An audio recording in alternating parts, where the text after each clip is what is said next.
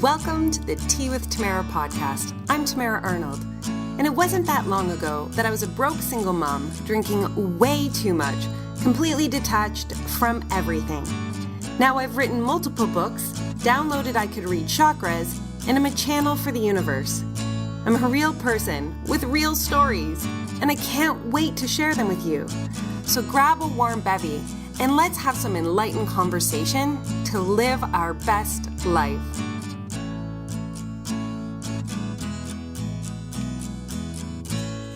Oh my goodness, you guys. I am so excited to introduce you to Kelly Sheets today on the podcast, who is an absolute light in this world. We have crossed paths almost many times, and so this was our first chance to dive deep in and get to know each other. And I have to tell you, I want more Kelly Sheets in my life. That is for sure. So sit back, grab your coffee, tea, whatever warm bevy you have, because this episode is so incredible and truly a testament to opening up to the magic of the universe and following the path that is laid out before you from an early age on. Hey everybody, I am so excited. I have an incredible guest here today that, in all honesty, we were just talking, our paths have crossed-ish so many times, we could have met many times and we just haven't. So I'm excited and curious to dive deep into a conversation with Kelly Sheets that I have as my guest today, and to share her life journey and her experience and her path with you guys. Hey Kelly, how are you? I'm great. Thanks for having me. I'm really excited about this conversation. I'm so excited about this conversation. And so I kind of just need a baseline on where we can start with. So why don't you kind of just give a little intro into who you are and what you do? Yes, I call myself a leadership coaching consultant because that's where my background is. I worked in executive management, and then I ultimately became a consultant. And then as I was working with organizations, I loved working with the leaders. So I started working just one-on-one with the leaders. And what's been super interesting, actually, I was writing about this earlier before we got on the call, is that in 2016, I noticed a pattern that changed where I used to work with more managers and executives and serious entrepreneurs. Most of the people I work with now are creatives. So creative entrepreneurs, artists, writers, photographers, stylists. It's crazy. So it's been really fun. So that's primarily what I do now. So I work with, I'm a coach for oftentimes creatives. So which I think is fascinating. So you were saying that you were in corporate consulting and things like that. Was that what you started with? Did you study that in school and was like, I'm going to be, a corporate consultant one day? No, absolutely not. I would have keeled over if you said that that's what I would be doing. So I got a degree in recreation therapy. And so, And I don't know if you know what that is, but recreation therapy is very similar to occupational therapy. So I got to work in an acute rehab unit with people who had brain injuries or amputation, and I helped them become functional in their lives using recreational activities. Things if they like to play basketball, now they had a leg amputated, I would help them play basketball again, with an amputation, maybe with a prosthetic, so that they could actually have a meaningful life afterwards. And that is the thread that's actually gone through, is helping people have a meaningful, fulfilled life. And I stumbled into that degree because I had no idea what I wanted to do. And in college, I moved into this room with a friend and she was like, oh, I'm studying recreation therapy. So I said, well, what's that? Right. And then a week later, that was my major. So I did that. And so I worked in this amazing acute rehab unit. It was awesome and fulfilling. And then I moved out of the city. I went to start traveling overseas after 4 years, and I had to find a job. What city was that in? I just I don't know why, but I love the grounds and where people are. Yeah. Really? San Francisco. It was an epic time in San Francisco. It was when the .com era was happening. It was really, really neat time. Yeah. So, and I left after 4 years of awesomeness in the city, and I had a boyfriend at the time. We started traveling overseas. I moved down to Ventura, California. And when we were in the States, that's where we were. And I needed to find a job, and I couldn't find anything of that caliber, that interesting. And I stumbled into a management job, and it was at an elder care community. So I don't know. This is like all things just happen. I have no idea why they happen. And I became a manager in elder care community, and I ended up working in that field for like another 10 years, was doing management of these kind of communities. My curiosity goes to, so you're in San Francisco. I'm going back there just because I'm like, Yeah. so like nonchalantly, you're like, yeah, I was like booming. Everything was amazing. I had this amazing job. Everything felt so right. So I decided to just leave it all to go traveling around the world. What was what instigated that shift of thought and that perspective to like go off? Yeah. Well, because I think if you, like, as people know me, they would say, Kelly's really curious. Like, it's actually my tagline. I choose to be curious because I'm always the one that's like, I want to try something new and explore, always in the realm of how can I grow and be more fulfilled and learn about life. And so I was having an amazing time. Everything was going really well, and they didn't want me to leave the job. And I still just had the curiosity, I think, of other cultures and other life outweighed, like the time was done almost. And that's how I think my whole life's been. Like there's this period of time, and I don't leave because it's bad. I leave because I'm just more curious about what else is there. Like, a really cool quality to have. And now I'm just jumping. Is that like something that you work with people with now? Is that knowing of when the time to like move to the next step or to the next venture or things like that? Is that like partially? Yeah, it's definitely part of what I do, because usually people come to me because they've gotten to the place where they've had coaches and they've done classes and they've had careers, or maybe they've done really amazing. They're very successful. But there's that nagging feeling of, oh, when I look through all of my client notes, like, again, about 2 years ago, I realized there was a pattern where people were saying, there's got to be something more. There's got to be something else. This isn't enough, even though they'd had all these achievements. And so that's really that thing for me, is I always work with people who have that nagging curiosity about what else is there. And sometimes it means they're ready to leave their job.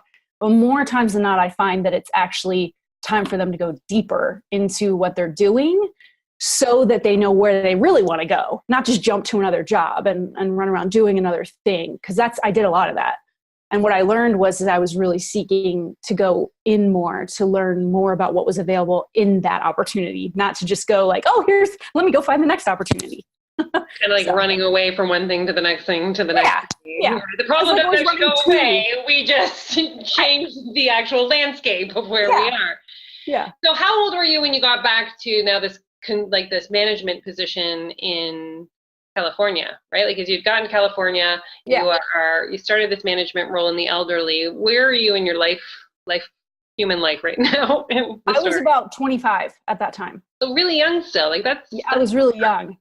And that was really surprising when I ended up getting that job so young. And that was why it was really interesting, because that's when I realized that I was really I'm kind of a natural leader because of my curiosity, because I'm pretty self focused. Like, I'm always looking at how can I grow, and then I love to help other people grow. So I became this leader right away and stumbled along for a while. I was 25, I was young.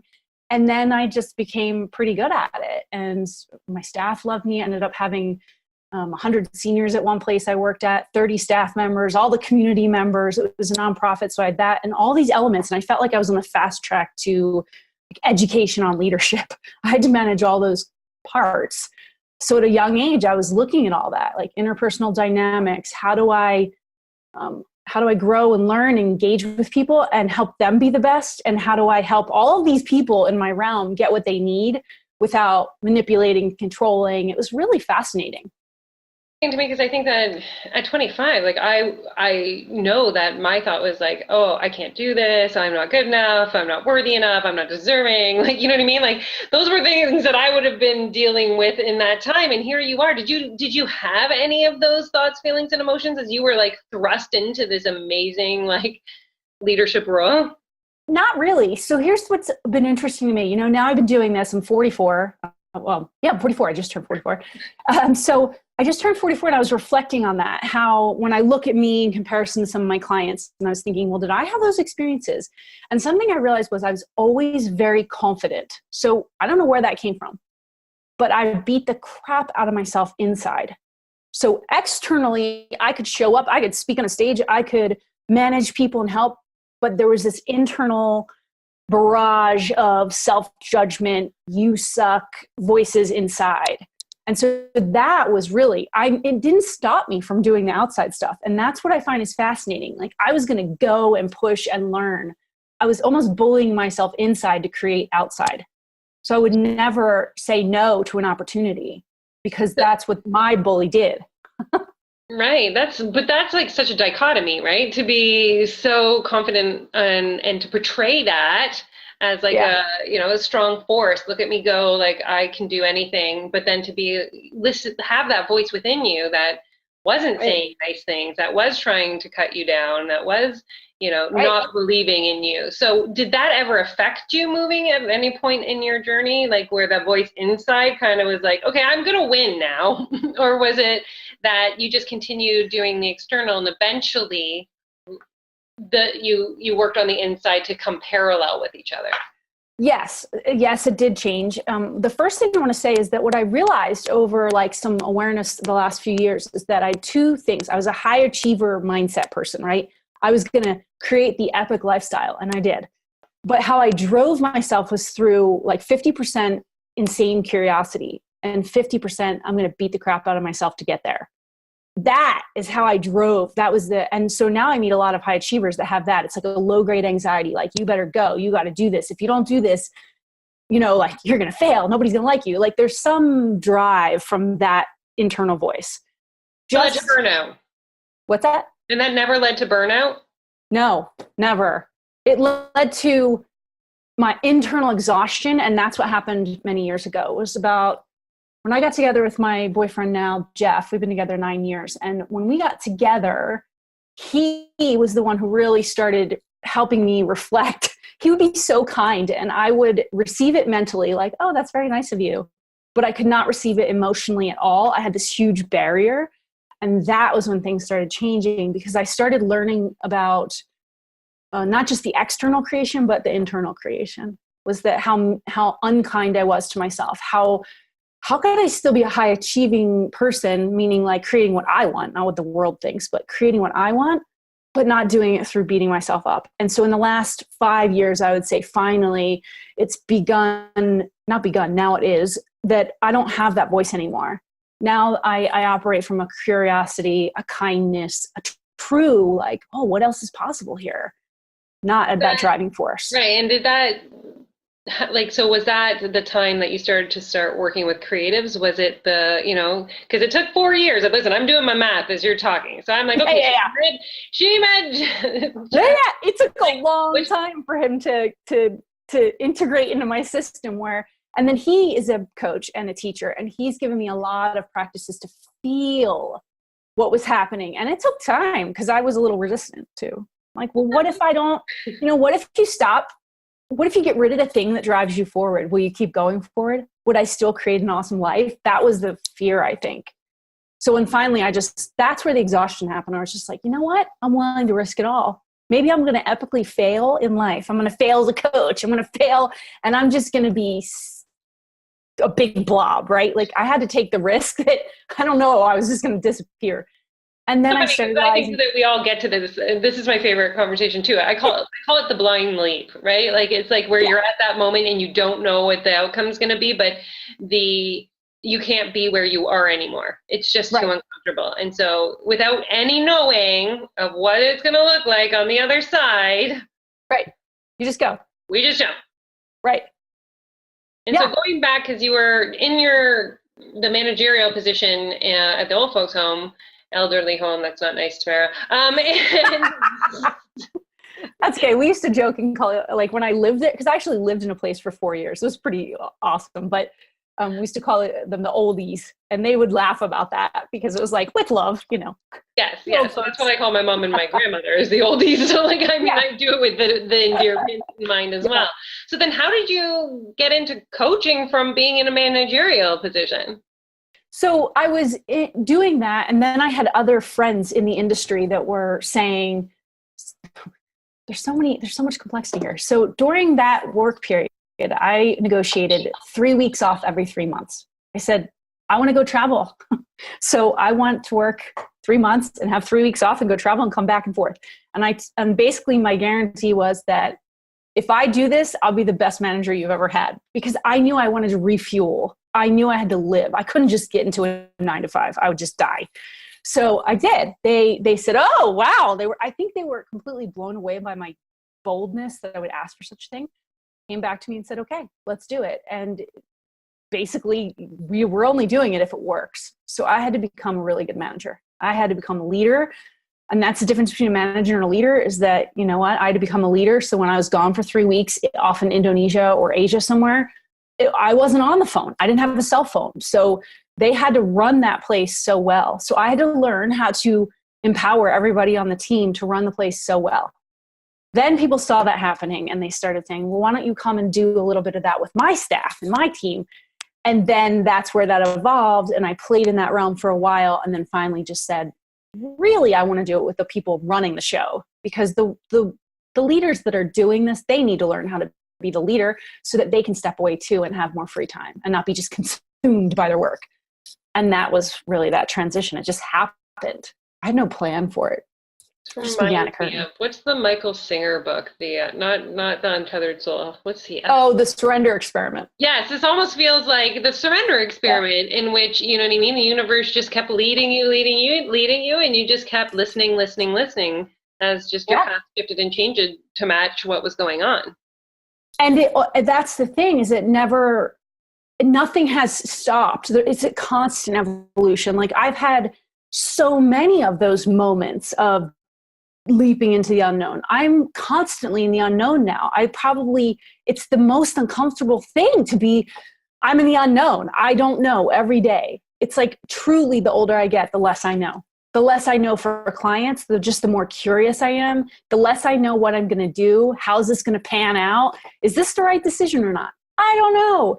But I'm just always, now I have the sense that if I'm on that edge, that feeling of discomfort and a little bit of chaos, like, that I want to control it, I know that if I'm on that edge, there's probably something good happening. It might not be good in the moment, it's just that it will be good, like. I just think that this is really powerful. This is a really powerful, tidbit that you've just dropped on everybody, because I don't know how many times my listeners and even myself or the clients that I'm working with get to that space of, I just don't know what to do. I don't know what to do. I don't know what to do. I don't know what to do. Like, there's going to be something magical that happens. And there, I say, like, we never know what we're doing. That's how we know we're moving in the right direction. If we actually knew, we'd be really comfortable. And nothing exceptional happens in the comfort place. And so the discomfort is not knowing. And so you just got comfortable being uncomfortable. Right. And I still work at it, because our mind, the subconscious mind, just wants to be familiar and comfortable, not happy and healthy. It does not care about your happiness and your health. It cares about your familiar and comfortable. So I have to watch that every day, where it would be very comfortable to just fall back into, let me control this and let me do it the way I've already done it before. I know what this did. Even if it failed, I know what I did. Or let me listen to some other expert that's going to tell me how to do it, because they did it that way. And then that, to me, is like the sign that, Kelly, this is familiar. Stay in the discomfort of unknown. And then the discomfort, I can stop calling it so much discomfort. Now in our house, we call it, like Jeff says, embrace the chaos, Kelly. Embrace the chaos. Because it's really the chaos of energy. It's just like the energy's moving and you don't know what's going to happen. So it feels chaotic. And there's all the possibilities exist in that moment. So now we're talking energy, which is like, that's my jam. That's my jam. Was it pre-Jeff or post-Jeff that you started to open your eyes up to the world of energy and spirituality? Because I'm just curious. Well, I opened my eyes to it years ago, because, for me, I didn't grow up with religion. I grew up knowing there was something else, but not knowing what it was. And I grew up in the backyard, in the woods. And so I was like, I know there's stuff going on here, and my family's not talking about it, but I know there's something more. So I was always intrigued by the unknown, by the mystical, by, all the things we don't know. Magic. So, the magic. So my travels were, I'm going to go to the next teacher, to the next book, to the next temple, to the next church, to the next culture, to the next thing. I was always looking for the place where the magic was, So I always had that. But when I met Jeff, it's like the puzzle pieces came together because he's a master of understanding energetic dynamics between humans and situations. And that has enlightened me. I'm like, oh my God, everything I do is either an expansion or a deflation. I'm either wasting energy, I'm receiving it, I'm giving it away. I'm like, it's just all this energy stuff. And so he's given me like I say he's like at the PhD level. I'm like in the beginner master's program of understanding energy. Well, I So don't he changed it. Yeah. I think it's a powerful thing to say that it's very linear, everybody. It's very linear. Like we are all one. It's just somebody is a couple steps forward, like they're a little further on the path and they're just reaching back. And so like, I just want to paint the picture that this isn't like a level thing at all. Like it's just very universally like a flat surface we are all standing on that, some of us are like really standing in one area and you may be standing in the other and it can come forward. So once he started to basically open your eyes to this beautiful energetic world that we live in, that was when you started to stop like having these voices in your head that, were not necessarily being the nicest, and you started to realize that putting yourself first was the most important thing. Is that kind of what happened, or what? Well, I mean, myself was always first. I mean, that people would say when I was young, I was selfish. And I don't know that I've ever been a selfish person, but I don't have kids. I don't have a house. I don't have a lot of responsibilities. So people will often be like, people that have kids in a house and the whole shebang, sometimes they'll be like, you're so selfish. But the truth is, I think of myself as like, honestly, I've embraced these words in the last year, radically self-centered. I'm always wanting to come back to center. And that was really what happened, was that instead of me thinking I was going to find the thing externally, I began to shift and recognize I could sit here in my freezing cold Central Oregon little house and be more expanded, more joyful, more loving, more kind than ever. And that came from the energetic awareness, because I realized all this is happening inside, and the softer I can be, the kinder I can be to myself, that just is how I am to other people. Whatever I'm being is what is it. In a meditation in Bali a couple years ago, I got this every single morning. The same thing came to me, and it was, above all else, who you're being determines your results. When I first heard that, I was like, oh, that's interesting. That really aligns with how I've seen my life happen. But now I practice that all the time. And so I recognize that if I'm centered and aware of how I'm being, the state of being I'm in, that's when I'm just radiating that out, and results happen from that. And that was the big shift that happened, was that I need to be more responsible with my states of being, not what I'm creating on the outside. That's secondary. So that is extremely beautiful, by the way. I think that is powerful. I truly believe in that as well. But I know that there's some people listening that haven't even reached that space yet. So when you started that journey into yourself, into finding that inner being, what were the types of things that you began this practice with? Like, how did you begin not listening to that voice that was saying mean things to you, and to snuff out all of that? Well, the first thing is that Jeff has created this system of subtle movements, not like a big yoga practice, but these everyday movements. And finally, when I got over myself, I was like, okay, I'm going to actually do these things every day. So I made myself an altar. I sit down. I created a routine. You're going to pay attention inside, and you're going to set an alarm, and you're not going to, like, the voices will come in, because the voices in the beginning would still come in. This is stupid. Why are you doing this? You got to do, oh my God, you forgot to call so-and-so. Those voices would just be a barrage of constant noise. Like in the front, first they were in the foreground. Then as I sat down and I paid attention to some of the movements that were happening in my body, or gently moving my body, I began to be aware of the sensations in my body. And slowly the voices became in the background, because now all of my focus was on feeling. So it's like a meditation practice, but it's more movement. So it's not so sit down and be still. And then after I did that more, the voices began to dissipate, because I no longer put value on them. I put the value on, oh, wait a minute, if I can get intimate with all that this is going on inside, I started recognizing I have the power to change my state of being like this. Oh, the sensations I'm feeling, these are sensations that are fear, right? This is part of the recipe of fear. Can I change that? let me change the sensations. And because by going inside, I learned to change it. I started realizing I don't have to give the voices so much value because they're just weak. You know, like they had something to say and they would always say the same thing. But this practice of going inside, I started learning, I'm like, wait a minute, there's this whole new world in there. That's more interesting to me. I'm going to give value to this exploration rather than those voices. That's all it was. Like, it wasn't like the voices went away because I made them go away. I made them bad. I just stopped giving them value. Right.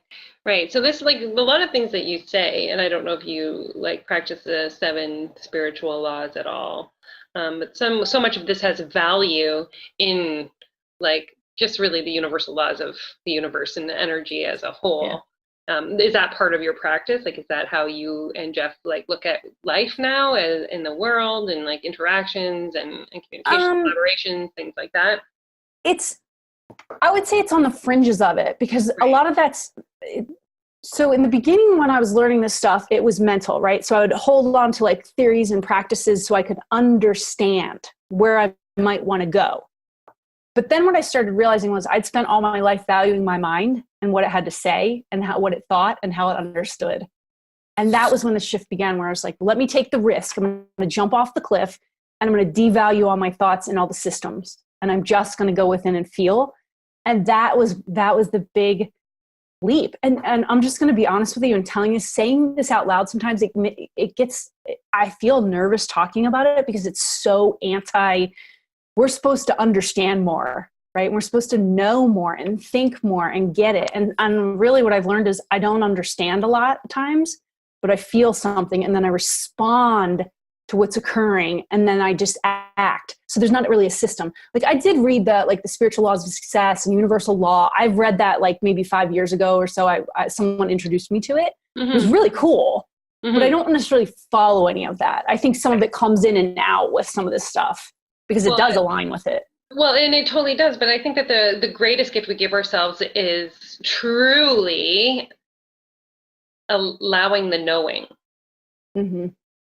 Right? Like we all innately know, like we're all born, like knowing, like, you know what I mean? Like when I downloaded I could read chakras, I just knew it as truth. Like I didn't know anything about chakras. What the fuck was that? Right? But I was like, I just knew when I received it that I was like, yes, I can do that.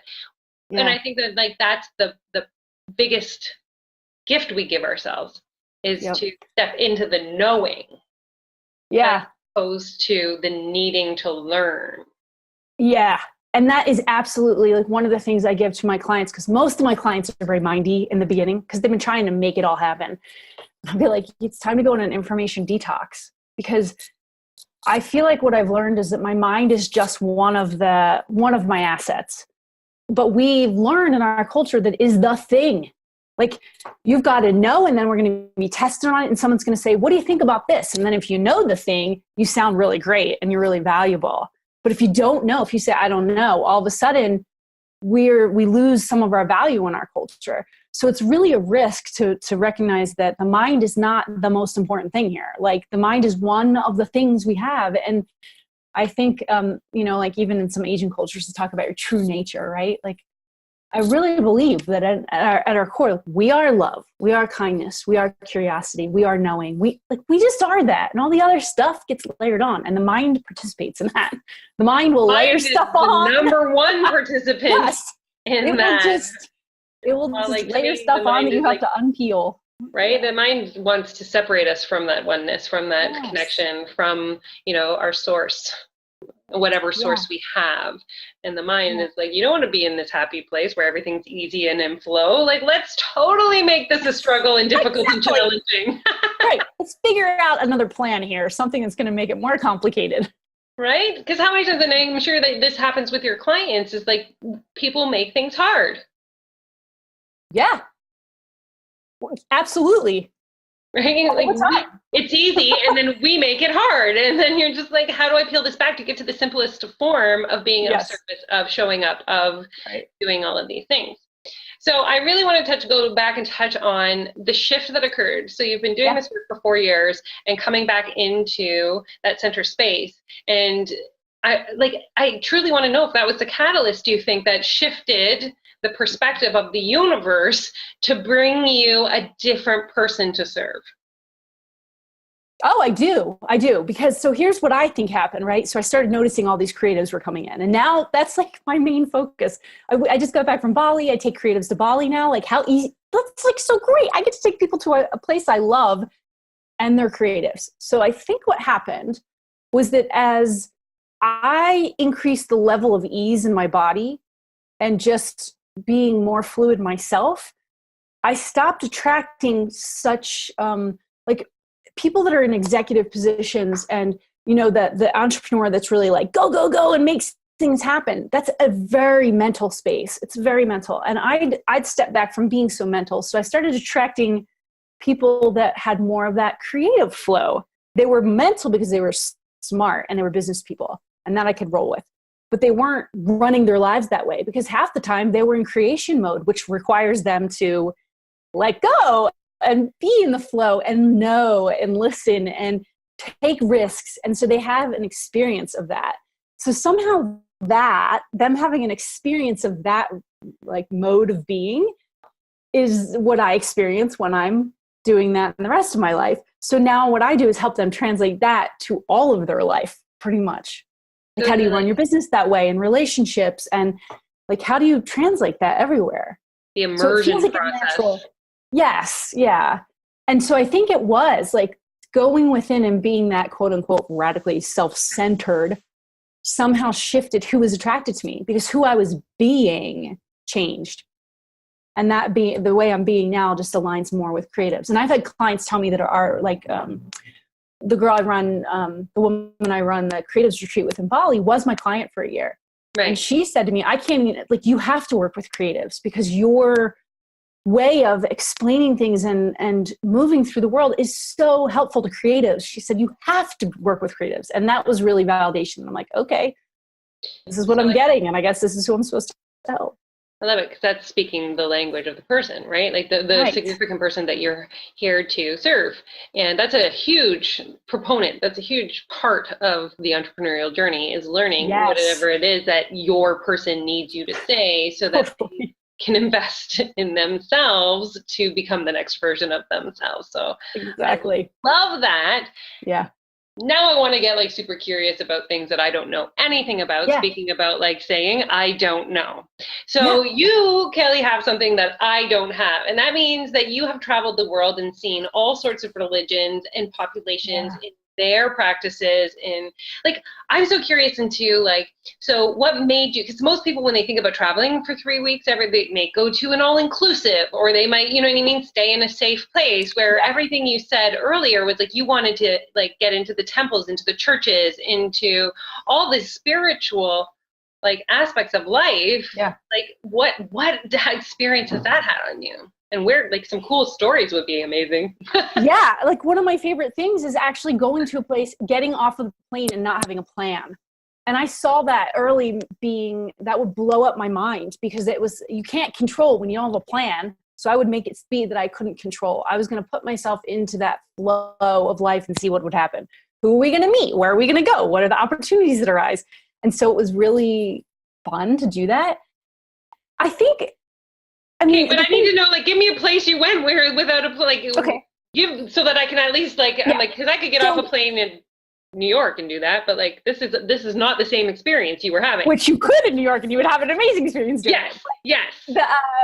But okay, so say Thailand or Nepal. Those are places. I mean, I've been all through Southeast Asia. I love Nepal and Indonesia are my favorites. So say Indonesia. For me, one of the things, like we did a boat trip one year, 7-week boat trip. And that was really amazing. We got on a boat. This was magic because we just decided, we're like, oh, we've got some time. We kind of want to get on a boat. But how the heck are we going to afford to get on a boat, like, and sail for a month, you know? So we actually just went down to the docks and we started talking to the locals and we're hanging out, just like, oh, we'd like to get on a boat. And ultimately, after hanging out on the docks for a while, we met a surfer who was chartering a boat up to Thailand and said, well, do you need a crew? And he said, sure, you know, come on, you can help crew, you can help cook a little bit. And we basically sailed and surfed for 7 weeks in the ocean. We stopped on the islands, you would pull up to a beach. And my favorite part was you just get off and go up and you don't know the people. So you're meeting random school kids and they'll give you a tour of the village, invite you in for tea. And And that was really amazing because Indonesia is the largest Muslim country in the world. And this is something that always fascinates me. Is I traveled overland after 9/11 in Indonesia, and that forever changed my viewpoint, because here in the States, there's this whole, like there's so much media against like Muslim countries and Muslim people. And I thought, I have never, ever experienced anything but kindness from these people. And really, truly people that are living their day-to-day practices, inviting us in for tea. Oh, come see the school. Why don't you see my weaving that I'm doing? And then, we do that and we load up on the boat and we go somewhere else. So lots of travels like that. But I think that's a really true testament to you, because I know that, I grew up around mental illness. And so, I was taught fear, right? Yeah, I was taught, don't talk to strangers, don't get too far from home, don't do all of these things. So you have had a life in which you learned trust, and early. And that's something that there's a lot of people that's a big word to them. They're like, I don't trust people. I don't trust, like everything comes with, something attached to it, or somebody's going to want something or something. And here you are, just open to whatever the experience was going to be, because you never had the alternate belief in the fear. Right. Like, I can't just do that. Yeah. And I mean, when you're traveling for a decade back and forth overseas, things happen, but I never put the value on those things. I always put the value on all the other things that happened. The woman at the well laughing, trying to help me hold the bucket of water on my head. The people who have no money, they're making less than $1 a day, but they're giving us food, inviting us into their home, into their place of worship, letting us hang out with their kids. Those are the things that I would choose to value those things, as the world is an open, friendly, amazing place. And we are all alike. We all want the same thing. And then because I spent so much time in Bali, and that's a Hindu island, and Hinduism is incredibly inclusive. They don't care what religion you are. They don't care, like in the sense that they're like, come in, this is all about oneness, and they're very, very inclusive. And so I've spent a lot of time in Bali, and that's, I think, infused me as well, that we can all be different, and yet we're all the same. And I think that maybe that's a little proof for me that it's constantly a choice. Every day we're faced with choices, and I choose to see, not because I pretend it doesn't exist. There are people that are imbalanced and do things that are unkind. There are people that are imbalanced and do things that are violent and hateful.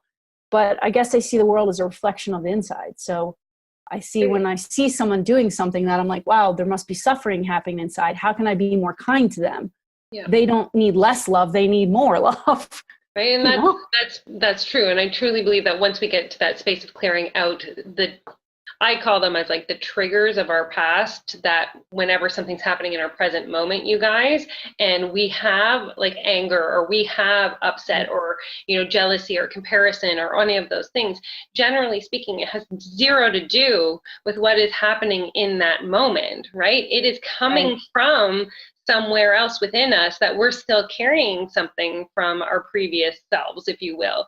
And so we get to that space when we've done the work within ourselves, where, what's happening on the external, we can see it through the lens of love, because we've cleared out all of those echoes, or those moments, experiences, things that have kind of held us hostage, really, in fear. And so the more you can release those, the more you can just expand into that loving knowledge that we are one giant community, one vibration, one person. Right. And I just love you, Kelly, by the way. This conversation is so powerful. It's so fun, because I feel like I don't always get to talk about this, but with my clients, they hire me, we talk about it, or my friends, or people in our group program. But after that, there's still a lot of people that have fear and resistance. And even just the mention that, my openness to all people, even when they're not kind, it's like that can really trigger people, because I think there's so much defense and resistance to each other, and that can build if we let it build. But it's really,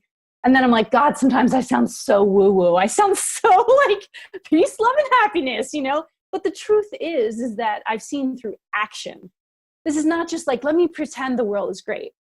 And I think we can do this here or overseas, but it's that moment-to-moment decision. Like I said, we always are having choices. So in this moment, I'm going to ask myself, in this situation, am I going to believe the old stories I've heard about the people in front of me, that I'm going to believe one of the old stories that some media source told me or family members told me, or am I going to choose to be present right now with these people in front of me and ask, like, is that really true? Or am I looking at these people right now as who they are right now? And so I might see them, like, say in the Muslim country, right? After 9/11, holy cow, there was so much negativity filling our minds about the fear, right? It's just an easy example to use that one, but and then going on land and realizing I'm looking at these people and they have nothing to do with that story. So I can choose to let that go and be present right now and create a relationship with them. Well, and I think that it's reciprocal, right? Because they probably have heard all of that about the Americans as well, right? And so then it walks Kelly Sheets, who is sunshine and rainbows, and like she glows, by the way, people, she glows. Just so you all know, like she was like literally lighting up my screen, and just being an essence of pure love. And so you're altering their beliefs in what's going on over here. Yeah. I used to laugh because if you've traveled, you'll notice that Canadians wear Canadian flags because they don't want to be mistaken as Americans. And that was my first time I ever realized that. I was like, oh, I didn't know that. I didn't know there's a thing for Canadians not to want to be seen as Americans. And I saw that and I was like, oh, that's really interesting. There's an opportunity here that not that I'm some big ambassador or something, but everything I do matters because some Americans are loud and obnoxious jerks, right? They're totally oblivious, but there's a lot of Americans that aren't. And I'm going to be the American that's not. I'm going to connect in and I'm going to give them an opportunity to see what else is possible, right? Like that Americans aren't all that obnoxious movie screen kind of thing that they think. Well, and I mean, this is a really powerful story, you guys, because like I've known, because most of my friends, online friends, whatever, they're still friends, are Americans. And sometimes they have said to me, like when I travel, I say I'm Canadian, right? And I'm not trying to boast my own country, but because of that discomfort and these beliefs and these like, almost like a expectation that somebody is going to have a negative or a hurtful or an angry response to them based on societal and worldly and all these things that are going on. So I love, I loved you before, but I love you even more, Kelly, for wanting to shift perspectives. Yeah. And I mean, it could be easy I think the easy way, the familiar way would be to not, right? For me to just not own that. But the reality is like, I can go with my labels. I'm just a person, right? I happen to be born in the US. I happen to have this absolute luxury of this beautiful blue passport and this money that lets me go all around the world. So part of that is that I should own that, and I should be the best me so that people can be open, that, people come in all different forms and fashions. And I have to say, because my thoughts go to all sorts of things, so you're just going to be on my magical journey with me, because I happen to have 4 kids, right? And I have a son who's 20. And if one of my kids was just randomly I'm going to start traveling the world all the time and going all these places, right? What were your parents saying? What were people around you saying? You were just jet setting everywhere. Well, thank God I probably didn't have the consciousness to be totally aware of what my mom was thinking, because I know it was torture for them at times. I know I could be away for weeks at a time and never even email in some country that my mom had to identify on the map, So now I have so much more empathy I know for her that would have been very emotionally and spiritually trying for her to actually be able to manage herself, knowing she didn't know where I was and didn't know who she just didn't know anything. So I know that was terrifying for her. Well, I think it's so powerful, right? Because but I also believe, right? It's probably part of her spiritual journey as well, to get to that detaching from our kids and knowing that they can take care of themselves and do the things, and we don't have to micromanage and control. So I think but I just wanted to know what was going on the other side. Oh gosh. And friends wise, it's been really interesting because I had to transition. I spend more time in the States now. And what's been interesting is I used to have this way of being with friends, right? Kelly was the friend that they loved to see, but that was always away. So when I would come back to the States, I'd make contact. I'd send postcards or emails. But then when I got back, I would call everybody up and be like, let's get together. I'm back. And then I got to this place where I'm back here more often. I started thinking, my friends don't reach out to me. Why is nobody reaching out to me? And I knew they love me, but I realized I'd created this pattern that the way it works is that Kelly goes away and then she comes back and she reaches out. So my friendships were different because I didn't have the cliques and the close groups of friendships that like a lot of people do. You know, I don't have like people that I would always hang out with. I have people in California and Oregon and New Jersey where I'm from. I have people in Bali. I just see different people at different times. So my relationships are definitely different. And I think there's some positives and negatives about that. Can I ask a really deeply personal question? Yeah, of course.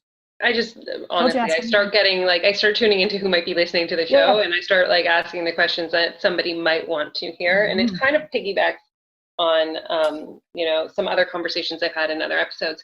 But can we touch on the decision not to have kids? Oh, yeah. Oh, yeah, you're right. Because, I talked about this in a podcast not long ago. It was interesting how it was like the thread of part of the podcast, and I got emails afterwards thanking me for talking about it. So I think it's probably good. I'm sure some of your listeners are curious. So I kind of knew when I was really, really young that I didn't want to have kids. I don't know how I knew that. I just knew. And then that decision really never changed. Like I didn't have I knew that I had to just follow the desire. And I knew that if it changed at some point, I had a desire to have children, I would have to reassess.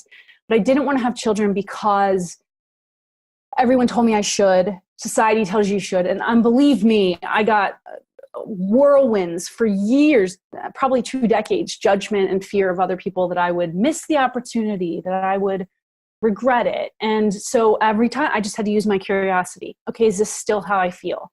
Am I being honest with myself? Like, am I not having kids because I want the freedom of my life? Am I not having, like, why am I doing this? And I just be curious, probably year after year after year. And there was one year where I had 7 friends around me who were pregnant. And that year was the only year I was like, okay, we really need to think about this now. And I just knew I love babies and I like kids and I just think they're fascinating and I don't want to raise them. I don't want to have them. And that was the best thing I could do, I realized, was that is what I'm supposed to do. I don't want to have kids because I'm supposed to. I just want to say kudos to you because I love how grounded you've been into yourself this whole time. Because that's something that, we work with people who are trying to find that part of themselves, but there's always been that space within you that you've known. Like who at 25 says, I want to go 3 weeks on, 3 months on, 3 weeks off. Like who says that, Kelly? I don't know. And this is still when I say it, I'm like, I don't know where that came from. Sometimes I'm like, would I still do that today? Like, it's mind-boggling sometimes what has occurred in my life. And that's the thing is I think my commitment was to follow the curiosity in the thread. And that was just great enough that I did the gutsy, ridiculous things I did. I mean, I could have totally been turned down for that job.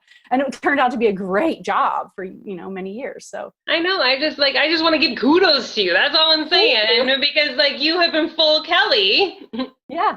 Your whole life, and yet open to the opportunities and the nuances and the synchronicities and the shifts that were occurring in front of you, and fearlessly kind of moving in the direction that you were being guided. And I think that in itself is something that's really powerful.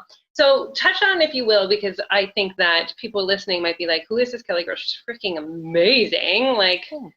But I'm like, you work with creatives. Yeah. So I work with entrepreneurs.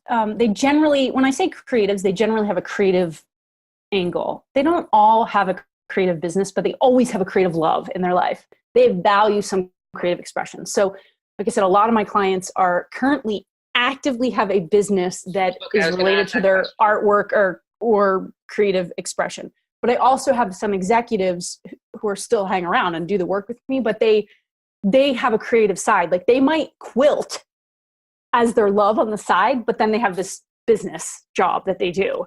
But because they have that, they know the value of that flow. That's the kind of person I work with. And they don't all have businesses, actually. Most of them have businesses, but I have had clients that don't have businesses. They just have a curiosity. I mean, to me, that's the number one thing, the curiosity for how to live more fulfilled. So then my question for you, working with creatives and the artists and the musicians, how is it, what is the difference for a creative mind or the language of a creative versus the leader? How do they resonate? What's the vibration of that? Because I'm thinking of it as people are listening right now, and they may be painters, or they may be, Mhm. musicians or things like that, and thinking, well, what is it that somebody has a business separate? Like, what, we're over here. What is the difference that, and how you lead us in a way? Because I'm creative. I like to think of myself as creative. Yeah. So for me, I'm still a leadership coach because I help people lead themselves. Like, and when you lead yourself, you are a natural leader of others. So for me, that's that leadership thread. So really, again, it doesn't really matter what the business is. If the desires are to be more curious about your life and how you can be fulfilled. If you want to be more expressive in your creative endeavors and explore like what else you haven't explored yet, like how much more expressive can you be? Those are the kind of conversations. If you're looking at your business and you're like, or yourself at work in the business you're at, and you're feeling a little bit dissonant where you're like, wait, I feel like I'm this creative over here, but then when I'm at work, I have to get all serious and mindy. And there's that kind of wonkiness. Those are the things. So I really help the people have that, live more fully in all areas of their life, everything connecting, so that like who I am here with you right now is who I am with a client. It's who I am with Jeff. It's who I am with my friends. It's who I am when I'm over. I'm always the same person. There's no posing. There's no, I have to put on a different hat. Mm-hmm. Like my intentions of who I am are always who I am. And that for me is a really important thread, because then we don't waste energy anywhere else. Like we're just always who we are. Like there's no pretending. Repray, sister, repray. Yeah. So where does Bali fit in all this, Kelly? Yeah. So because I love Bali so much and I never ever wanted to take people there, people would say, why don't you do retreats in Bali? I'm like, no way, that's mine. When I go to Bali, it's mine. And then finally I started doing private retreats. So I take people privately, like one-on-one, like you and me can go to Bali, and I would do a week-long intensive. And really I love it because it's an immersion into a culture that is really amazing and giving practices. And then I now do retreats. So I do group retreats with small groups of people, and we go over and we explore the culture and, creative expression and self-awareness. I'm just asking, now I'm moving into business questions because I just want to go there. So is that separate for you, or the retreat separate from your actual coaching, or are they like when you're in coaching with me, you get to come to the retreat? Yeah, so pretty much I'm always this way. So like I'm always coaching. So if we go to Bali together and we're working on creativity, there's some coaching happening. I'm always looking at what do you want out of this? And really the way I set up my private coaching just depends on the person. I don't have any like, you have to coach with me for a year. So they might say, I'm going to coach with you for a few months and I'm going to go to Bali with you. Or they go to Bali with me and then coach for a few months. It might be that they're working with me and I take them privately to Bali. Oh, I love this. This is like, you're just breaking all the molds of everything I know right now, Kelly. You're just like, oh yeah, you are. So you have no pre-scripted programs. You have no like masterminds. You have no like whatever. We have and even we do have a group program that just has like the weekly movement, the subtle movement practices, which has been epic, by the way. We just did a survey that 100% of the participants have reduced or eliminated anxiety, which was like huge awareness to me. So that is an ongoing thing. But again, it's a monthly subscription. So if you don't want to do it after a couple of months, you just stop. All those decisions for me changed because I was following the formulas a few years ago, like 3 years ago. I tried everything that I was advised, and it didn't feel like, this is the thing about me being me everywhere. Mm-hmm. That's not how I am. I'm really fluid. Like I'll make a decision and I change quickly. I think fast. So to ask someone to commit to doing something for long-term doesn't jive with how I work, like as a human. For some people it does, because working together for a period of time or having a program is exactly how they work and how their client works. But I just realized, why am I trying to do this? It's not how I work. And I'm asking them to do something that doesn't work for me or them. So then I just started to, and this was another risk, right? Like it's a risk. I don't know. When I tell someone you don't have to commit to working for a long time with me, that means they could, I don't have any set like, oh, my income's done for the whole year. It's like I had to show up and be me the whole time, because the more I'm me and the more on I am, the more likely they're going to get more out of it and they're going to stay longer and get better results. So I'm just doing this because I know that there's a lot of entrepreneurs that listen to this podcast, and I think that what you're doing is actually very powerful because I truly believe a business comes from within, and we're not all meant to do the same thing. There's no one right business model. There's no one right way to follow a practice or a plan or things like that. And so to help them understand that this is possible, do you then just offer like one-on-one? Like there's no like set anything. I'm set. So like, this is how I've set up my business is that I have a couple tiers, right? We have like the subscription-based monthly program, again, 1 month at a time. And you stay as long as it's serving you. It's a group and I'm in there. Yeah. So the second thing is I do the 101. So then it's 101 for either, I usually ask for a month commitment and then just say, please consider doing 3 months because that's when you'll really get change. But that doesn't mean like after a month, if we're like, this is not a fit, we stop. Right. And then I do the Bali retreats. So then it's like, we're going to set this up and we're going to go to Bali for a week together, either privately or as a group. And that's really how it is. And what I find is that some people stay longer than others and it works. So it's really dependent on them and what their needs are. And how, it's not dependent on me. They're my clients. So I really make it based on them. And I don't like to pull people along. Right. And I think that this is a really powerful, guys, and I'm just saying this from my perspective here, is that it's not about us. And it's really when we focus on the results of the person that we're here to serve, that's when expansion and growth happens in all areas of our lives, is when we can it's like the more we focus on them, the more the money comes naturally that way. And you know what I mean? Our life shifts naturally that way because we're not thinking about what I need. And this is like, I need clients, I need money, I need all of that. We shift that to a space of how can I serve? What do my people need? What are their, how can I help them get their results and things like that? And we shift it from us to them. And I think that you've just explained that so powerfully as what you do. Yeah. And I mean, there's an inherent risk in that, right? If you have a family and you've got to have all, you support your kids and your family and your mortgage and all of that, then there may be a point where you start out with a more rigid plan, right? Because you're trying to figure this all out. And then slowly, like I've learned what's working for me. And the more fluid I am, the more successful I seem to be. It's weird. So it's like, that's what I've learned works for me. Other people, it's not the same. So it's like, you have to really figure out what works for you. And I think that I'm going to touch on something here because I'm going to ask you a question. So would you say you have a high risk tolerance, Kelly Sheets? I probably do because I've programmed, and I don't think I was born with that. Like, I think I've programmed myself to recognize that the risks are so much more rewarding than me thinking, wishing, hoping, complaining, comparing, that I'm like, okay, just ramp up and just do it. Right. And then when I do it, the reward is I know then either it worked or it didn't work. So and I'm powerful because then I know, not someone else telling me. And my mind is not running the show then. And it's me. Well, I'm a high risk taker too. So I'm like, I'm not alone. I know I'm not alone. We kind of touched something at the beginning of this call, you guys, where we were just like, yeah, I'm kind of looking at this last year and going like, man, I don't know what I did. What happened? Kind of went by, and it's like I know that I invested so much in so many things, and then I'm like, maybe they didn't quite pan out the way that I thought they would. So I'm grateful that I have, company with me that, it's worth it because I've learned so much. I would rather have the learning and the knowledge that I have now, having made those decisions, than if I had never made them in the first place. Yeah, and our decisions.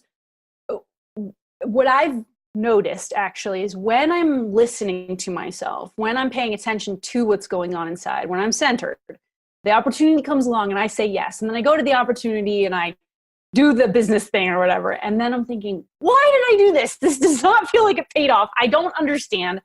When I can just let all of that judgment go, somehow later something comes up or it doesn't, but I'm not worried about it anymore. Okay. I don't know why this is all. I don't know, right? I just don't know sometimes. Well, I just love the word detachment. Yes. Like detaching from results or outcomes or all the things. So good. Yeah. So my final question for you before I ask how people can reach out to you, because your energy is freaking amazing and I love you. I maybe said that like 3 times, like through the whole conversation, is I am the biggest book nerd in the world. I read first thing in the morning and last thing before I go to bed. Your book, like any book that just like pops into your mind that you're like, yes, this is it. This is the book that, you know, these listeners and everybody Tamara needs right now. Oh my gosh, you're putting me on the spot. Of course I am. The reason that I'm saying that is because I've read so many books and I don't have one. Like now I've been reading less because I've been trying to let go of some of the information. So I'll tell you one of the books I've read recently that I think is highly valuable and super helpful for me. And that was Ram Dass's new book, Walking Each Other Home, I think it's called. And Ram Dass wrote a book about conversations on living and dying. And what was so amazing about that and why I want more people to read that book was it's the reminder that everything has a cycle of life and death, every creation, every person. And that he really talks about how important it is to acknowledge that we are all going to die. And how does that frame our lives?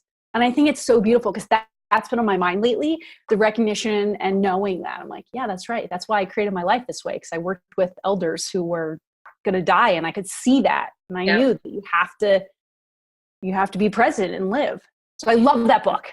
I'll say that. I want you to know that I think that this is a gift from the universe that you said that too, by the way, because I have seen his documentary come up on Netflix and been like, I should watch that. Like, but not in a should way, but like in a, I want to, like my energy is buzzing when I see it pass by. Like that's something. So like the fact that you just happened to mention that book is like, okay, universe, I clearly need to like step up and did you watch the documentary? I did. You know, he's really become this beautiful example of what it is to be an elder and someone who is unattached, practices being loving and kind. And he's just truly what, you know, any of us would want to think of as like our elders that we would look to. And that's what I've watched over the last many years. And I just love him. So his book is really great. Cool. That is like, I'm so grateful for that. And, you are listening and you're like, Kelly Sheets is the bomb, like I'm thinking right now, guys, truly and completely. How do I get in this energy bubble that she legitimately has and be in her space and find out more about you? Where can they go for some more Kelly Sheets? Okay, well, my website's kellysheets.com, so you can look there. And I've been loving Instagram lately. So my Instagram handle is at KelSheets, K-E-L, Sheets, and Facebook. But mostly, like, you know, you can find me on, all those links are also on my website. So check me out there. Amazing. Thank you so much for your joy and your light in this podcast. Thank you. So grateful. I'm so glad that we got to connect. I hope we get to connect more. I know. Clearly we will. Like, come on now.